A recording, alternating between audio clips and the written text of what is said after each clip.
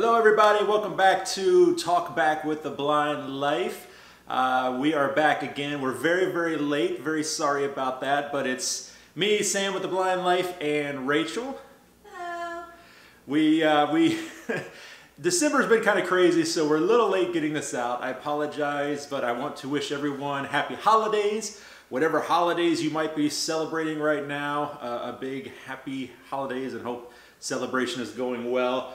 Audio description, I'm wearing my Santa outfit and I'm sitting next to my Christmas tree because we are definitely in the full swing of the season here. But we want to get through this pretty quickly because we've got several videos. Since we were a little bit late, we got a couple videos we need to get through, so we're going to try and do it very quickly.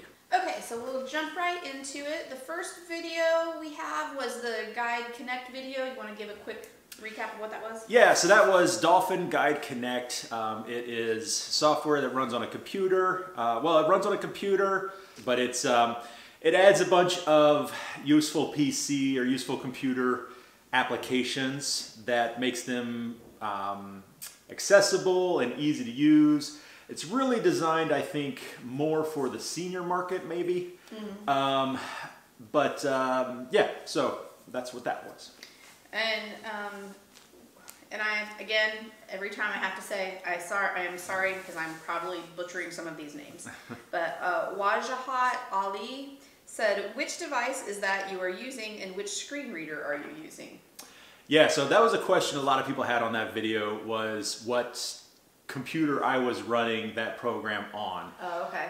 So that was, it's the Surface Studio. It's Microsoft's Surface, but they're all in one computer. So it's a big touch screen. I think it's like a 27-inch, something like that, touch screen. And the screen reader was just the Guide Connect. It's the built-in voice with Guide Connect. You get a couple different voices to choose from. So that was one of them. Yeah. Yeah, Sam only temporarily has that computer, so. Yeah, just testing it out for a little while. Probably a video coming about that sometime in the future. Okay, and then you did a video about the new Siri Voices. Yeah, so Siri just launched or recently released new voices, and you can use those with VoiceOver as well, and just to kind of get some new voices. And they're very lifelike voices. Was there a comment that I can't remember if I recall? Yeah. Okay. So No Eyesight said, I couldn't get used to the voice other than the original Siri voice. Did you get used to it? I don't know. I don't like them. Yeah. And I mentioned this in the video that it did take a little while to get used to. I'm still running one of them. I have a separate Siri voice and a separate VoiceOver voice. I like to keep them separate because it avoids confusion, especially when I'm working with somebody training. So I don't remember which ones I'm using for which, but they're okay. I'll say they're a little strange. Some of the words, the inflection is a little like, why are you sound so excited about that? Do they put the emphasis on the wrong syllable? They do, and but it is taking a little getting used to. I think I'm used to it now. Well, and I think because our household is both PC and Apple and Android, we have a lot of different automated voices coming at us at any point anyway. So it's not like we only use Apple in our household, so we only have one voice. Like we have Echo, and we have Google, and then, whatever. PC has a David or whatever that voice is. Yeah, so I think we're not so used to only hearing one voice anyway, so it's probably a little bit easier to adjust. Yeah. Okay, the Audible Vision app giveaway. Audible Vision app, that's an Android app.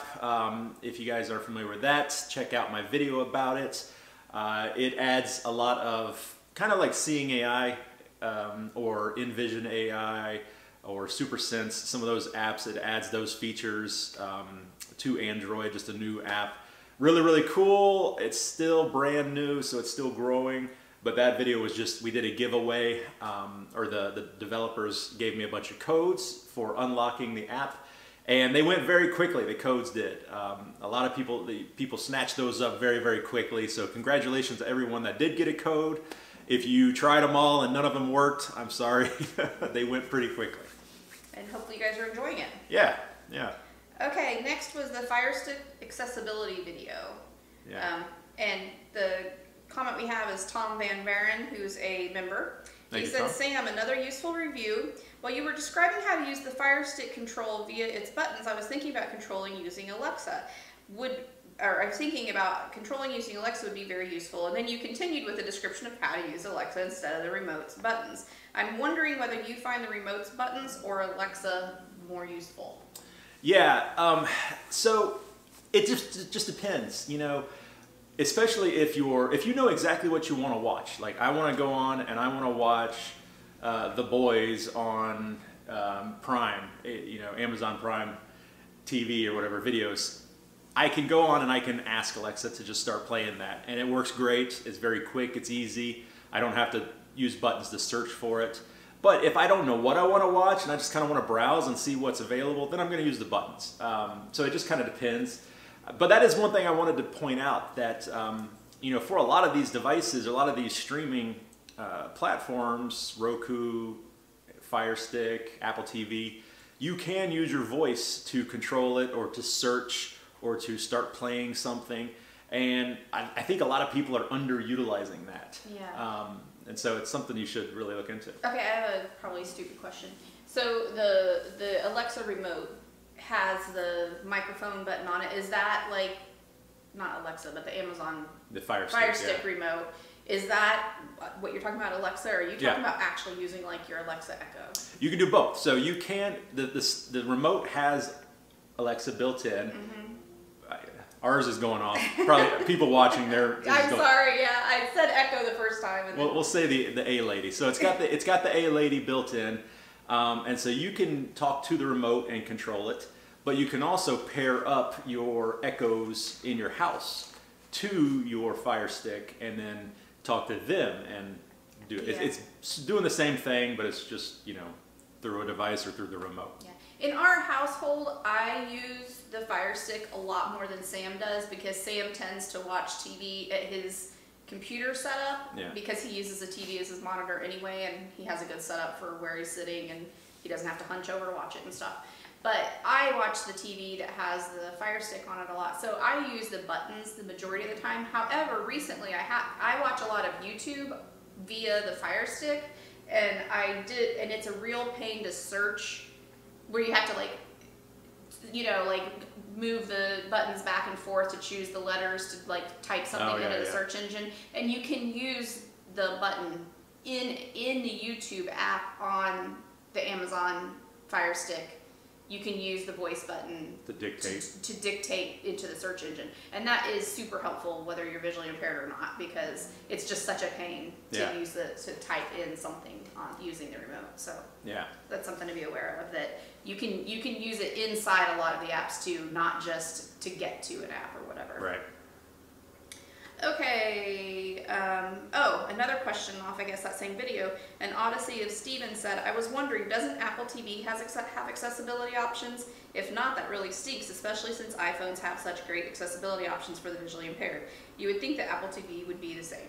Yeah, and I wanted to highlight that comment just to point out that I did a whole video about Apple TV accessibility. So if you haven't seen that one, check it out on my channel. Yes, Apple TV has basically the same accessibility, and that's what I'm finding. All of these streaming services, Roku, Fire Stick, Apple TV, they all have basically the same accessibility. It's just one might do it slightly better than the other or have more voice commands than the other. But yeah, they do. They have the same accessibility, and you can talk to Siri and ask her to do things just like you can the A lady with the Fire Stick.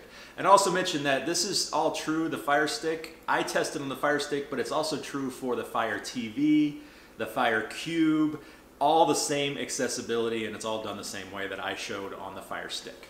Okay. Next video is Apple Watch accessibility, voiceover, and Zoom magnifier. The question from TG Soft said, you have a Galaxy phone, right? Can you review the accessibility for the Galaxy Watch? Yeah, so this, just kind of short summary, this was showing the voiceover and the Zoom accessibility features on the Apple Watch. And yes, I do have a Galaxy Watch. I'm going to be doing a comparison between the Apple Watch and the Galaxy Watch very soon. But I've made a video showing the accessibility on the Apple Watch, or excuse me, on the Galaxy Watch. Basically the same thing that I'm doing for the Apple Watch. I've already done that for the Galaxy Watch. If you can find it through my channel, searching directly in my channel, or if you just go to YouTube and search smartphone or smartwatch accessibility, that will bring up that video. Okay, and then Ray L said, I have an Apple Watch 2 and it looks nothing like the watch you displayed. Yeah, that was another common question, is which watch I was using. I'm using the Apple Watch SE, which I think is the slightly simplified version of the Apple Watch 6, Series 6. So, I don't know how far back the Apple Watches go where it can be updated to the most recent Watch OS.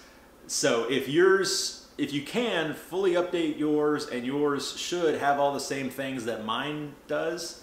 I'm assuming that's the way it works. Yeah, this is your first. It's my first watch. This is the first opportunity to use an Apple Watch.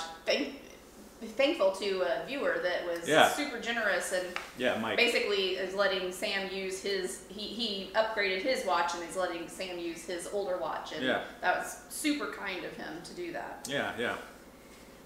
Okay, the next one, which we don't need comments on, but that you can just go over if you wanted to, was how to invert your PC screen. Yeah, this was a video that I've been wanting to make for a while, because I made a video years and years ago on how to use keyboard commands to quickly invert the contrast of your PC, your Windows computer. And I had messed up, I gave good information in that video, but I didn't give all the information. And so some people couldn't do it because of that missing information. So I'd always said I needed to make another video and give the right information. So that's what this video was. Basically just showing how two different ways to use keyboard shortcuts to invert the colors on your Windows PC. Okay, next video was the Orcam differences video, and Sana's Life said the Orcam S-A-N-N-A. Oh, no. The Orcam My Eye is mainly for blind or visually impaired people, and the Orcam Read is for people who have reading difficulties. Yeah, so this video was showing the differences between the two current versions of Orcam. And so this comment, the only thing I wanted to say about this comment is I wouldn't really just put out that blanket statement of this is for this type of person and this one is for this type of person. Because it's not exactly true. I know I personally use the Orcam Read more. I really like that one. That one is easier for me to use. It's more convenient and it gets the job done for what I need it to. And I'm visually impaired. So technically we all have a reading impairment because we're visually impaired. So to just say that My Eye is only for blind and visually impaired and the Read is only for people with some kind of reading impairment like dyslexia, I recommend not just throwing that blanket statement out like that, because I know a lot of people that just use the Read and we're all visually impaired. Yeah, and they're basically for whoever it works for. Yeah, it's a tool. If it's going to help you, then you can use it. Right. Yeah. Okay, and Anna Karina said, "Hi Sam, could you please specify if you are using the Orcam My Eye 2 or the My Eye Pro? In any case, also it would be great if you could make a video about the differences between My Eye 2 and the My Eye Pro."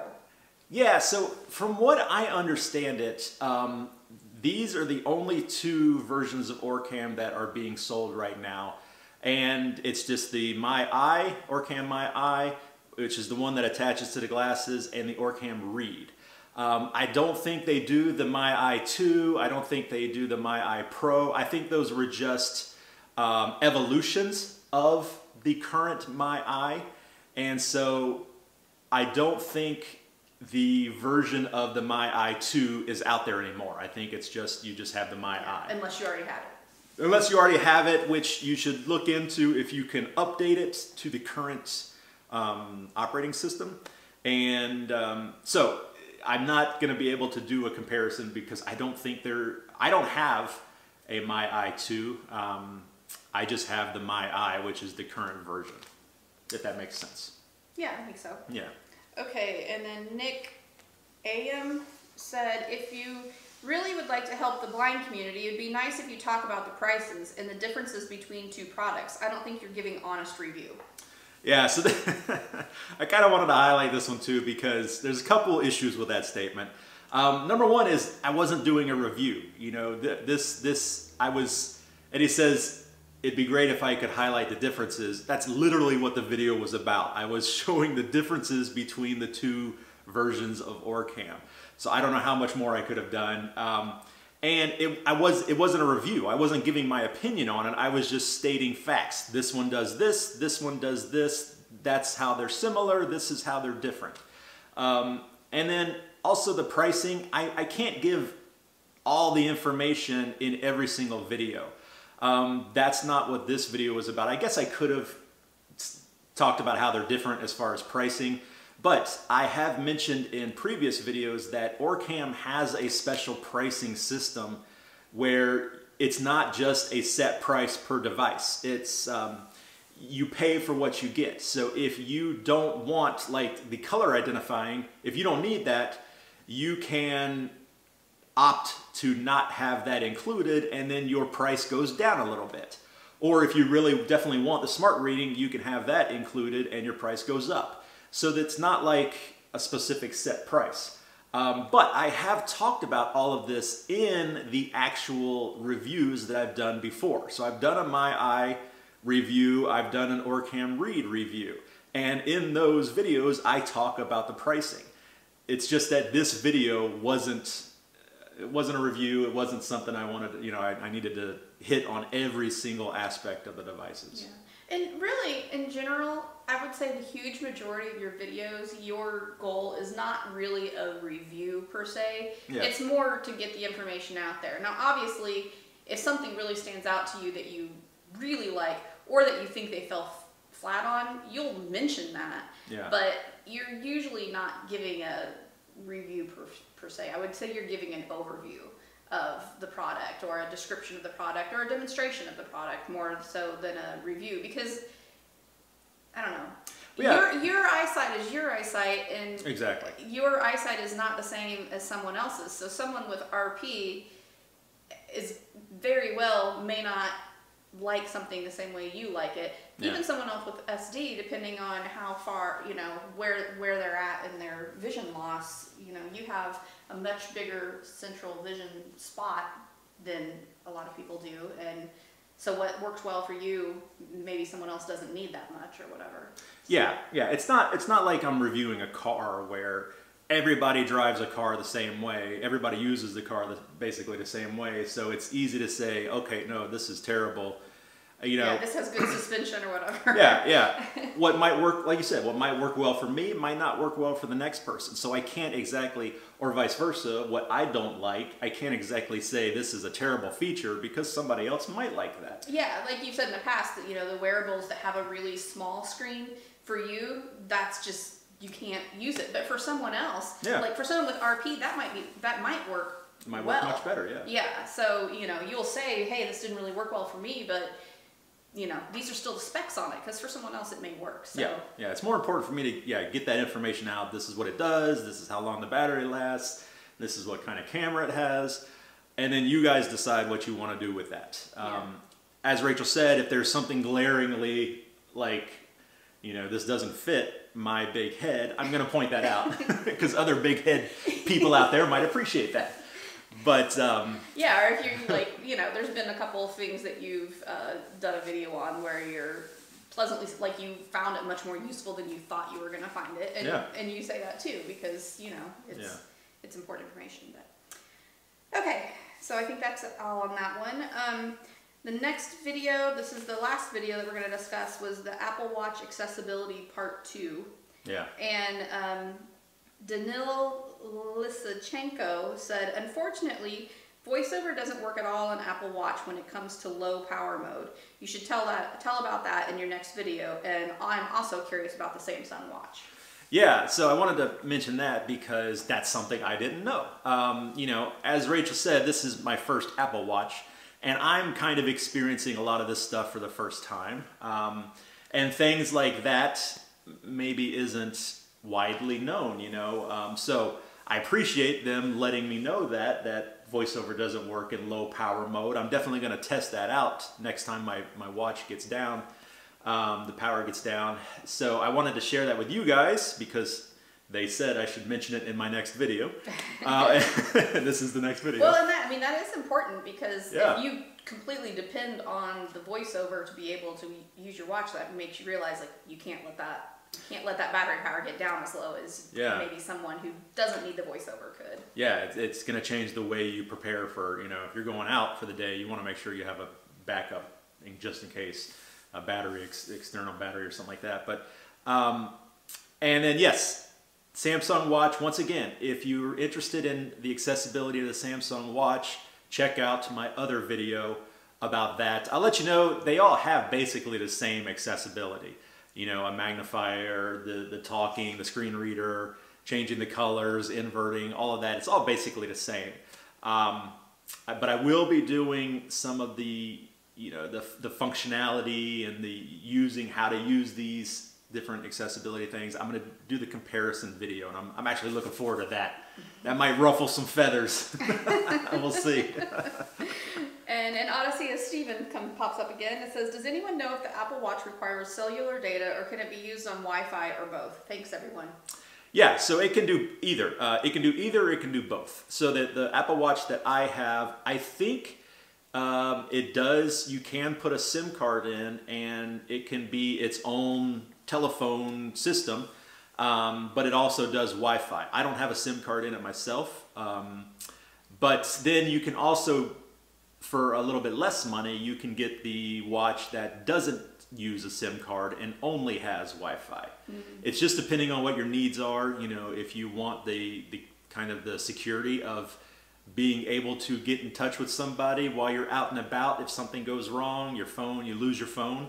That's one of the main concerns people have, is they leave their phone on a bus or something, then how are they going to be able to contact anyone? So they'll get the watch with the SIM card so that they can then still make phone calls with their watch. Yeah, I think if you're a runner or something like that, it would be really nice to not have to carry your phone with you and just have your watch as well. Exactly. There's times that would be nice. Yeah, so yes, they come in both.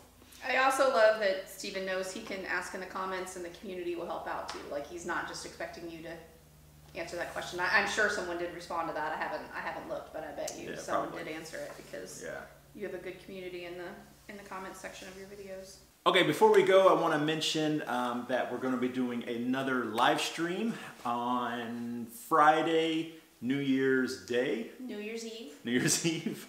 Friday, New Year's Eve, and at what time? 1 o'clock? That works.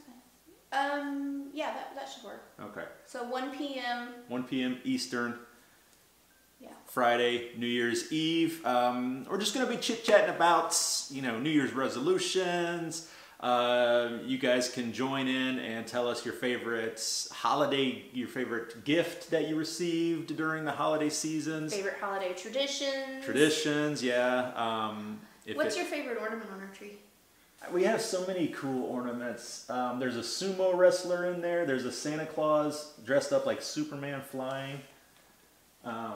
We have sushi. We have bacon on there somewhere. I love the glass blown food. Like, we have a ramen noodle, glass blown ramen noodles. I also like some of they're weird, but like some of the really, really old ones from when I was a kid. The clay person with my like 3rd grade picture as the head cracks me up. Yeah. But yeah, stuff like that. Just fun this time of the year stuff. Yeah. So that will be then Friday, New Year's Eve at 1 p.m. Eastern. And then also the members only Zoom call. Didn't have it in December, the beginning of December, because I was actually in New York for an event. Check out my TikTok if you want to learn more about that. I'm also going to be putting out a video about that soon. But so I had to miss that. So we will do it again in January. I'll have to double check when. I think we'll do it the first Saturday in January is actual New Year's Day. Mm-hmm. So we'll do it the 2nd Saturday, the following week. I guess that will be what, the 7th? Yeah. Yeah. No, the 8th. 8th at 1 p.m. So that's Saturday. But I'll put out a message on the community post. I'll put out a community post about that. So stay tuned for that, and then we will catch up during that call. But all right, guys. Well, that is it for us, Sam and Rachel, with Talk Back with the Blind Life. Thank you very much. We'll see you next month. Bye. See you next year.